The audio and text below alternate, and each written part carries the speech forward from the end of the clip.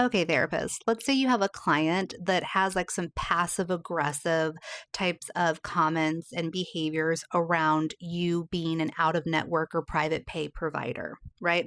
Maybe you have done things like offered them a lower rate. You have offered to refer them to somebody that is in network with their insurance. You've done all of these things, this whole tap dance basically, to try to help them feel okay with it, but they still want to stay with you and they still have these kind of like little snippy remarks. So this is a scenario that someone actually brought up in a Schmashbook group for therapists recently, and I got so curious about it because this is actually showing the money scripts of not only the client, which can lead to great therapeutic outcomes if we actually dig into it, but also the therapist as well. Now, I know plenty of you therapists have been in this situation before.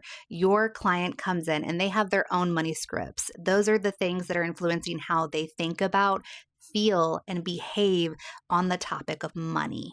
So they come in with their own money scripts and how they behave with money, how they talk about it, everything like that, then can activate, countertransference, right, of your own money scripts. And then that changes our behaviors. And that can lead to things like offering a reduced fee spot that we can't actually financially sustainably have. It can also lead us to having that like moralization of money and that shame with the idea of needing or wanting a certain amount of income for all the hard work and education and experience that you have.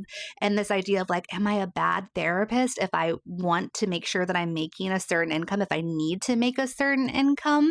And so this kind of perpetuates and reinforces that feeling of shame, which makes us feel terrible and like, ugh, every time we have to talk about money with them or other clients. And this is why I say that it is so important for therapists to work on their own money scripts, their own money stories, because whenever we don't, it's not only going to affect the therapeutic relationship, but it's also going to affect your business, your financial bottom line. And yes, it is important to treat our private practices like businesses because yes, you do need to survive and stay afloat. So if you are a therapist and you want to learn about this stuff, you want to learn how you can work through this on your own, and you also want to learn how you can apply that to clients as well, come join me in Belize in February because we have the Money Shift Retreat coming up, and as a therapist CE retreat, teaching you all about this in quite literally paradise. If you want more information about that, you can find it right over there, and feel free to ask any questions you have in the comments or if you join our Schmashbook group.